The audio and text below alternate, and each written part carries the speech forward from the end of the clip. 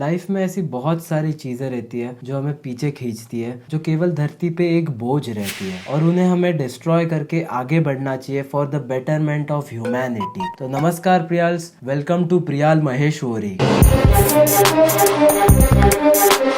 आज हम एक इम्पोर्टेंट टॉपिक के बारे में बात करने वाले हैं जो है टॉप 10 यूजलेस चीजें। First, WagonR. नॉर्मल आदमी अगर कोई स्पोर्ट्स कार देखता है तो उसकी फोटो वीटो खींचते हैं, बट बेचारे अपने ट्रैफिक पुलिस लोगों को स्विफ्ट, अल्टो ऐसे गाड़ी को फोटो खींचना पड़ता है। मैं अगर बड़ा होके ट्रैफिक पुलिस वाला बना तो कितना भी कोई वायलेशन कर ले, मैं कभी भी वैगनर की पिक नहीं खींचूंगा, क्योंकि ना मेरी नजरों में वैगनर ये गाड़ी ही नहीं है। ऐसे लगता है जैसे रास्ते से कोई बॉक्स जा रहा है और अभी वो बॉक्स में से गाड़ी निकलेगा। आई थिंक हमें वैगनर चलाने वाले लोगों को ब्लैक लिस्ट कर देना चाहिए सोसाइटी में से, ताकि हम एक बेटर सोसाइटी हो और हमारा फ्यूचर प्रोटेक्ट हो जाए।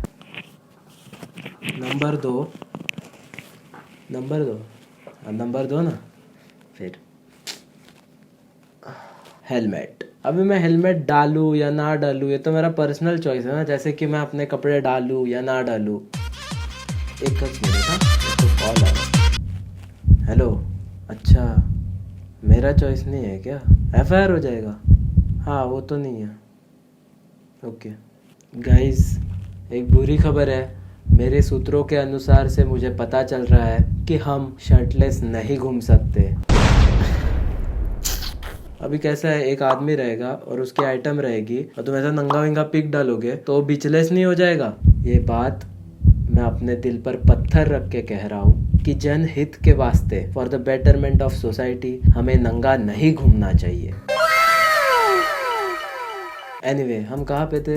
हेलमेट पे। तो देखो, हेलमेट किस लिए पहनते हैं? ताकि जब कोई बाइक से गिरे तब उसका सर ना फटे, है कि नहीं? तो जो बाइक से गिर रहा है उसको पहली बात लाइसेंस दिया ही किसने? तो अगर हम लाइसेंस ही उसको नहीं देंगे तो प्रॉब्लम सॉल्व हो जाएगा। No license, no accident, no helmet.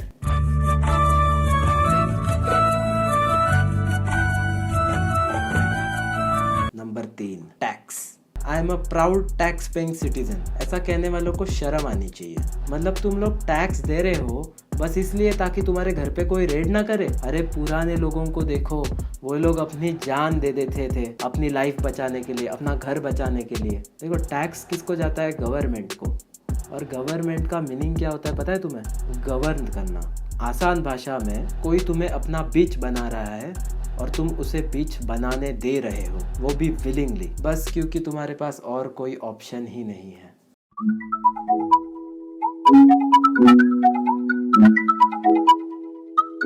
Fourth, schools का कंसेप्ट ही मुझे कभी पसंद नहीं आया।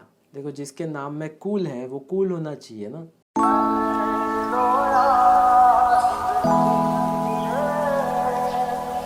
मैं नॉन AC स्कूल्स की बात कर रहा हूँ वैसे। देखो, तुम फर्स्ट स्टैंडर्ड में हो, तुम्हें एक टेक्स्ट बुक मिलती है, वो तुम्हें पढ़नी है और फिर टेक्स्ट बुक पे आधारित एक एग्जाम होगी। वो एग्जाम तुम्हें देनी है, फिर तुम पास हो गए, फिर तुम नेक्स्ट स्टैंडर्ड में जाओगे, फिर वही टेक्स्ट बुक पे आधारित एग्जाम। तो क्या मैं यही टेक्स्ट बुक घर पे बैठ के नहीं पढ़ सकता? स्कूल जाने की क्या जरूरत है? और ऐसा भी नहीं है कि तुम स्कूल जाके फ्रेंड्स बना लिए, ह्यूमन बन गए, ऐसा कुछ नहीं होता। तुम्हें भी पता है, मुझे भी पता है, तुम्हारा स्कूल जाके कोई भी इमोशनल डेवलपमेंट नहीं हुआ है, बल्कि और ज्यादा ट्रॉमा ऐड हुआ है। स्कूल में जाके बुली होके। बैंक्स। मैं मेरे एक दोस्त के घर पे गया था, उसको प्यास लगी थी। मैंने उसे उसके किचन से जाके पानी ला के दिया तो उसने खुश होके मुझे 10 रुपया दे दिए। अब वो 10 रुपए मेरे हो गए। मैंने सोचा वो 10 रुपए मैं अपने ड्रॉवर में रख देता हूँ, बट वो ड्रॉवर से कोई भी 10 रुपए उठा ले जा सकता है, इसलिए मैंने सोचा कि मैं वो पैसे अपने बैंक में डाल देता हूँ। अब वो पैसे मेरे हैं या बैंक के हैं, आप ही मुझे बताइए, क्योंकि वो पैसे लोन के तौर पे बैंक किसी और आदमी को देते हैं और उस पैसे पे इंटरेस्ट कमाती है। तो मुझे क्या फायदा हुआ? झाट। उम्र भर सो न सकेंगे, किसी के हो न सकेंगे। हाँ मेरी जान। वारे दुनिया। 6, संदीप महेश्वरी।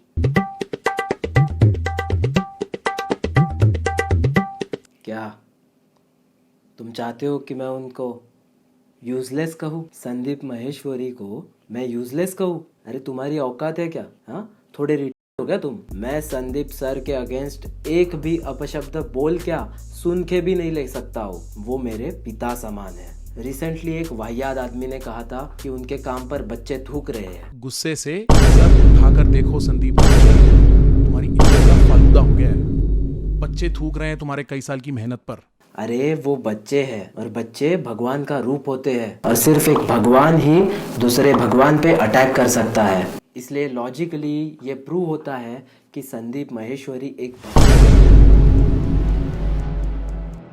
देखो हर एक सिस्टम फ्लॉड होता है। ये सिस्टम चीज़ बहुत ख़तरनाक है बट सिस्टम बनाई भी इतने स्मार्टली तरीके से जाती है कि इसके फ्लॉज भी इसके बेनिफिट्स होते हैं। और तुम या मैं चाहे कितना भी इसके अगेंस्ट बोल ले, आखिर हम सब सिस्टम के गुलाम हैं और गुलाम ही मरेंगे। हाँ मेरी जान।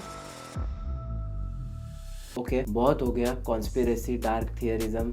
अगर तुम ये सब सोचोगे नहीं तो लाइफ में तुम्हें कोई प्रॉब्लम नहीं होगी, और जिसके लाइफ में प्रॉब्लम नहीं होता वो सबसे बड़ा यूजलेस आदमी होता है। इसलिए मेरा पर्सनल ओपिनियन इज ये वीडियो तुम्हें लाइक करना चाहिए और इस वीडियो पे ओवर थिंक करना चाहिए, कमेंट में डिबेट करना चाहिए और दिमाग का भोसड़ा करना चाहिए। मैं बाहर जा रहा हूँ थोड़ा रिफ्रेश होने को, बट मैं तुम लोगों को भी अपने साथ लेके जाऊँगा।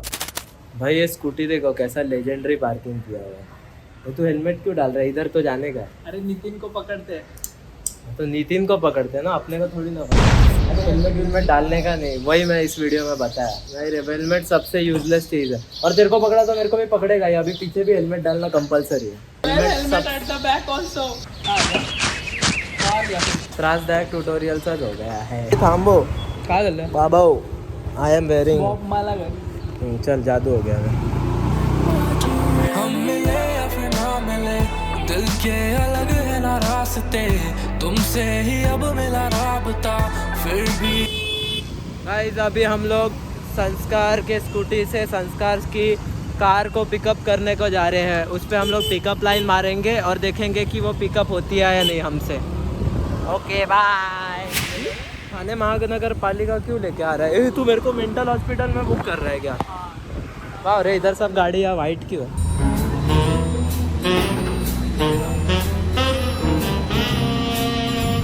भाई से कोई भी टेबल से कुछ भी चाबी निकल रहा है। गाड़ी मिल गया हम लोगों को। अभी हम लोग जैसा चोरी किया पूरा। भाई हम लोग है ना लेजिट उधर से वो टेबल से ना चाबी लिया संस्कार ने और आके गाड़ी में बैठ गया और कोई रोका भी नहीं, कोई कुछ पूछा भी नहीं। दस स्वैगर ही है एकदम पोला। वाले लोग ऐसा ही करते हैं जिंदगी में। उनको मालूम है ये लोग विनर है, इनको रुका नहीं सकते। लेफ्ट से लिया तो कड़वा जाएगा, ये साइड से गया तो तेरा घर आएगा। भाई तू तो फुल लोकेशन लिख। तो क्या होएगा तेरे घर किधर? भाई कड़वा में किधर ढूंढता हटेगा वो लोग? भाई कड़वा में मैं खुद घूम जाता हूँ, कभी घुस गया तो। कड़वा क्रिंजी जगह है एकदम। कोई तुम में से कड़वा गया है तो मेरे को कड़वा कैसा लगा हो तुमको? अभी हम लोग बैठ रहे early ceiling under the construction वाले ब्रिज पे। ये भाई ये कितने सालों से बन रहे थे, इस पे शेवाड़ आ गया ब्रिज पे।